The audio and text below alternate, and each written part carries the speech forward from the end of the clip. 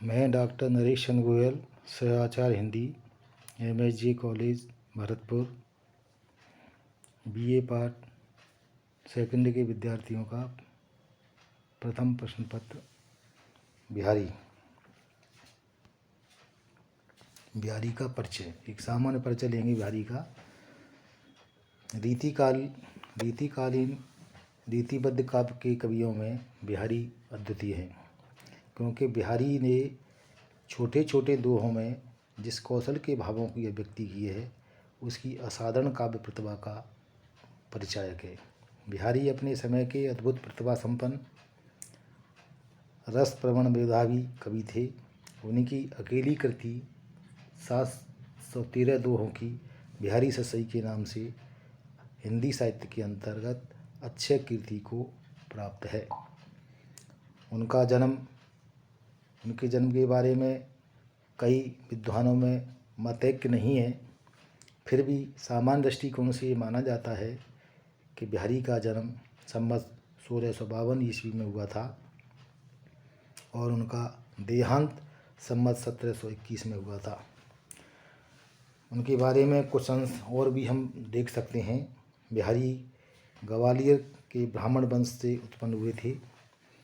उनका बाल्यकाल बुंदेलखंड में व्यतीत हुआ था और बिहारी के आराध्य कृष्ण थे। वे दरबारी कवि थे और जोधपुर और जयपुर के राजाओं के राज दरबार में उनको वृत्ति मिली थी। विशेष रूप से जयपुर के राजा जयसिंह द्वितीय के बहुत प्रिय कवि थे। बिहारी जब सर्वप्रथम राजा जयसिंह द्वितीय के राज दरबार में पहुँचे अपनी वृत्ति को लेने के लिए, तो महाराजा नवनिवाहिता रानी के प्रेम पास में आबद्ध होकर के प्रजा कार्य से विरक्त होकर के उसमें तल्लीन थे। बिहारी ने जब ये दशा देखी तो उन्होंने एक पद बना करके भेजा। पद ये था कि नहीं पराग नहीं मधुर मधु, नहीं विकास यही काल, अली कली ही सो बध्यो आगे कौन हवार। राजा भी साहित्य की पहचान जानते थे और इस छोटे से दोहे का प्रभाव ये हुआ कि राजा ने तुरंत रानी को त्यागा और राजकाल संभाला। उसी समय से राजा जयसिंह द्वितीय ने ये तय किया था कि बिहारी को हर दोहे पर एक असर भी दी जाएगी और राज दरबार में उनका स्थान भी सुनिश्चित हो गया।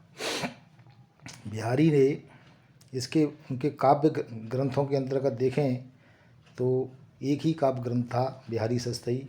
उसमें नीति भक्ति श्रृंगार की ऐसी त्रिवेणी प्रभावित की है कि पाठक को साहित्य का आनंद प्राप्त होता है। इसमें संस्कृत की, प्राकृतिक की, अन्य शब्दों के प्रयोग खूब हुए हैं और बिहारी गाथा सप्तशती से बहुत प्रभावित थे। बिहारी अत्यंत प्रतिभाशाली कवि थे। दरबारी कवि होने के कारण उन्हें तत्कालीन परिस्थितियों में श्रृंगारपूर्ण रचना लिखनी पड़ी थी। नीति और भक्ति भी उनके मन मस्तिष्क पर छाई हुई थी। भक्ति भाव संभवतः उनमें विरक्ति से पैदा हुआ होगा, ऐसा माना जाता है। नारी सौंदर्य चित्रण में तो बिहारी अद्वितीय हैं ही। नारी के प्रत्येक अंग का उन्होंने जो छवि उतारी है, उनके दोए जैसा छंद उनके हाथों में सफल हुआ है। मादकता, कोमलता और सरसता में बिहारी के समकक्ष दूसरा कवि नहीं ठहरता है। विरह के अत्युक्तिपूर्ण वर्णनों में भी बिहारी की तुलना में शायद ही कोई कवि समकक्ष हो। अनुभव विधान में तो बिहारी की मान्यता सर्वमान्य है। मुक्तक कार्य के रूप में बिहारी की प्रशंसा करते हुए आचार्य रामचंद्र शुक्ल लिखते हैं कि मुक्तक कविता में जो कुछ होना चाहिए वह बिहारी में अपनी चरमोत्कर्ष तक पहुंचा है, इसमें कोई संदेह नहीं। हमारे विचारों से बिहारी की कविता में गुणों के साथ साथ अनेक दोष भी विद्यमान हैं, लेकिन दोषों को छोड़ करके उनके काव्य की क्या क्या विशेषता हो सकती हैं, ये हम इस पर एक परिचयात्मक ध्यान देंगे। बिहारी ने अपने बिहारी सतसई के माध्यम से ऐसे प्रसंगों और भावनाओं को चुना है जो रस निष्पत्ति की क्षमता रखते हैं। कवि की शैली में सजीवता है, मार्मिकता है।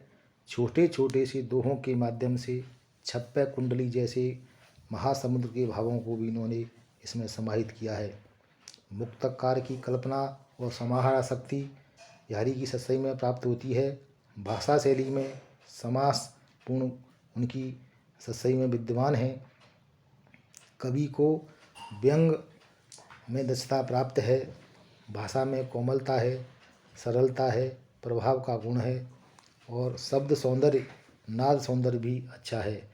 इसके अतिरिक्त उनमें श्रृंगारता की जो लचकता है, कमनीयता है, वो भी विद्यमान है। इस प्रकार बिहारी रीति काल के ऐसे कवि हैं जो रीति सिद्ध की श्रेणी में आते हैं। उनके काव्य में रीतिबद्ध और रीति मुक्त दोनों के गुण विद्यमान हैं।